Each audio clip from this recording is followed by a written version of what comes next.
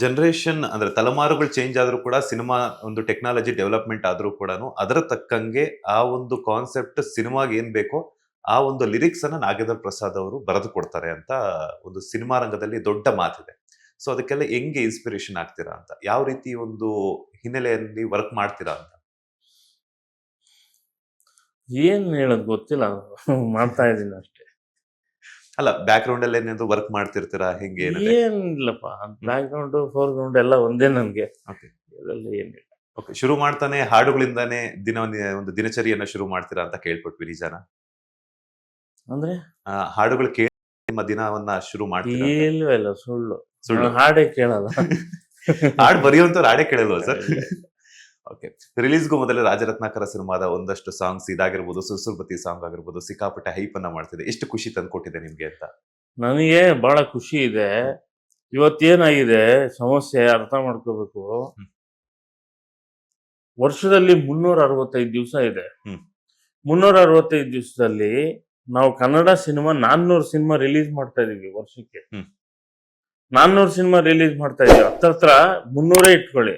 300 cinema release ಮಾಡಿದ್ರು ಒಂದ್ ಸಿನಿಮಾಗೆ 5 ಹಾಡು ಅಂದ್ರೆ 300 × 5 ಎಷ್ಟಾಯ್ತಪ್ಪ? 300 × 5 305. 1,500,000. ಹತ್ರ ವರ್ಷಕ್ಕೆ 1,500,000 ಹಾಡನ್ನ ಪ್ರೊಡ್ಯೂಸ್ ಮಾಡ್ತಾ ಇದ್ವಿ ನಾವು ಕನ್ನಡಿಗರು. ಬರೀ ಸಿನಿಮಾ ಹಾಡು 1,500,000 ಸಿನಿಮಾ ಹಾಡು. ಆ ಸಿನಿಮಾ ಹಾಡು ಒಂದಕ್ಕಿಂತ ಒಂದು ಭಿನ್ನವಾಗೂ ಇರ್ಬೇಕು, ಚೆನ್ನಾಗೂ ಇರ್ಬೇಕು. ಎಲ್ಲಾರು ಕಷ್ಟಪಡ್ತಿದ್ದಾರೆ, ಎಲ್ಲಾರು ಕೆಲಸ ಮಾಡ್ತಿದ್ದಾರೆ. ಒಂದು ಒಳ್ಳೆ ಹಾಡು ಅಂತ ಬಂದ ತಕ್ಷಣ ಆ ಸಿನಿಮಾ ಯಾವುದು ಏನು ಅಂತ ಜನ ಮಾತಾಡ್ಕೊಳ್ಳೋ ಹೊತ್ತಿಗೆ ಇನ್ನು 50 ಹಾಡು ಅದಕ್ಕಿಂತಲೂ ಒಳ್ಳೆ ಹಾಡು ಆಗ್ಬೋದು, ಗೊತ್ತಿಲ್ಲ. ಇನ್ನೊಂದಷ್ಟು ಒಳ್ಳೆ ಹಾಡುಗಳು ಬಂದು ಮಾರ್ಕೆಟ್ಗೆ ಬೀಳ್ತವೆ. ಸೊ ಯಾವಾಗ ಅಲ್ಲಿ ಮಾರ್ಕೆಟ್ಗೆ ಬರ್ತಾವೋ ಈ ಹಾಡು ಹಂಗೆ ನಿಧಾನವಾಗಿ ಕೆಳಗಡೆ ಹೋಗ್ತಾ ಇರುತ್ತೆ. ಈ ಹಾಡನ್ನು ಮರೀತಾರೆ ಜನ, ಸಿನಿಮಾನು ಮರೀತಾರೆ. ಮತ್ತು ಲೇಟ್ ಆದಷ್ಟು ಯಾಕೆಂದ್ರೆ ಇವತ್ತು 30 ಸೆಕೆಂಡ್ ಅಲ್ಲಿ ಒಂದು ಎಂಟರ್ಟೈನ್ಮೆಂಟ್ ಸಿಗುತ್ತೆ, 1 ನಿಮಿಷದಲ್ಲಿ ಒಂದು ಎಂಟರ್ಟೈನ್ಮೆಂಟ್ ಸಿಗುತ್ತೆ, ಒಂದು ಶಾರ್ಟ್ಸ್ ಮೂಲಕ, ಒಂದು ರೀಲ್ಸ್ ಮೂಲಕ. ಹಾಗಿರೋ ಪರಿಸ್ಥಿತಿಯಲ್ಲಿ ನಿಮ್ಮ ಹಾಡು ಲೇಟ್ ಆದಷ್ಟು ಕೂಡ, ಜನ ಮರ್ತಷ್ಟು ಕೂಡ ಸ್ಟೇಲ್ ಆಗುತ್ತೆ, ಯಾವ್ದೋ ಹಳೇದು ಅನ್ನೋ ಭಾವ ಬಂದ್ಬಿಡುತ್ತೆ. ಸುರ್ಸುರ್ಬತ್ತಿ ಒಂದು ಒಳ್ಳೆಯ ಎಂಟ್ರಿ ಸಾಂಗು ಸಿನಿಮಾಗೆ. ಆ ಸಿನಿಮಾದಲ್ಲೂ ಅಷ್ಟು ಚೆನ್ನಾಗಿ ಕೂತಿರುತ್ತದೆ. ಸೊ ಬೇಗ ಸಿನಿಮಾ ರಿಲೀಸ್ ಆಗ್ಬೇಕು, ತೆರೆಗೆ ಬರ್ಬೇಕು, ಜನ ನೋಡ್ಬೇಕು. ಈಗ ಸುರ್ಸುರ್ಬತ್ತಿ ಆಗ್ಲಿ, ಈ ಮಾನವ, ಕಾಶಿನಾಥಾಸನ ಆಗ್ಲಿ, ಇವೆಲ್ಲ ಚೆನ್ನಾಗಿ ಜನಕ್ಕೆ ಇಷ್ಟ ಆಗಿದೆ. ಇದೇ ಸಂದರ್ಭದಲ್ಲಿ ಸಿನಿಮಾ ಬಂದು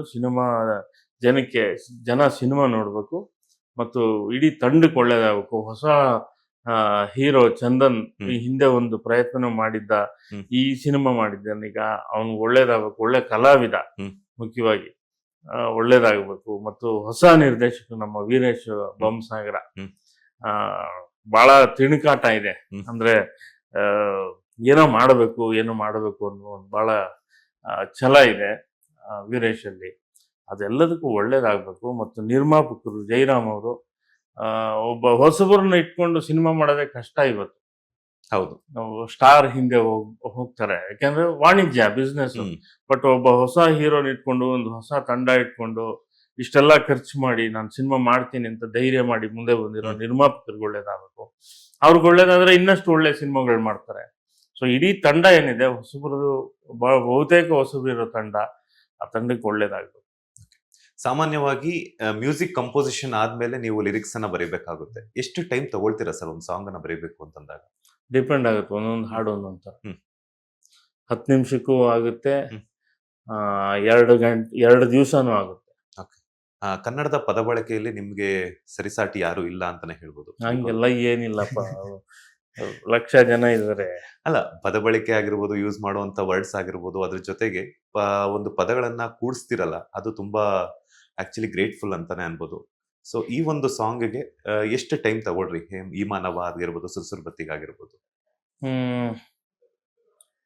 ಸುರ್ಸುರ್ಬತ್ತಿ ನನಗಿಂತ ನೀವು ಡೈರೆಕ್ಟ್ ಅನ್ನು ಕೇಳಿದ್ರೆ ಇದು ಪ್ರಶ್ನೆ, ಯಾಕಂದ್ರೆ ನನಗೆ ನೆನಪಿಲ್ಲ. ಹಾರ್ಡ್ಲಿ ಒಂದು ಹಾಫ್ ಡೇ ಇರ್ಬೋದು ಅನ್ಸುತ್ತೆ, ಹಾರ್ಡ್ಲಿ ಮ್ಯಾಕ್ಸಿಮಮ್ ಒಂದು 2 hours 3 hours ಅಷ್ಟಿರ್ಬೋದು. ಲೇಟೆಸ್ಟ್ ಹಾಗೂ ಇಂಟ್ರೆಸ್ಟಿಂಗ್ ಸುದ್ದಿಗಳಿಗಾಗಿ ಬಾಸ್ ಟಿವಿ ಕನ್ನಡ ಚಾನೆಲ್ನ ಸಬ್ಸ್ಕ್ರೈಬ್ ಮಾಡಿ, ಹಾಗೆಯೇ ಬೆಲ್ ಐಕಾನ್ ಪ್ರೆಸ್ ಮಾಡಿ. ಇದರ ಜೊತೆಗೆ ಫೇಸ್ಬುಕ್, ಇನ್ಸ್ಟಾಗ್ರಾಮ್, ಎಕ್ಸ್ ನಲ್ಲೂ ಮಿಸ್ ಮಾಡದೆ ಫಾಲೋ ಮಾಡಿ.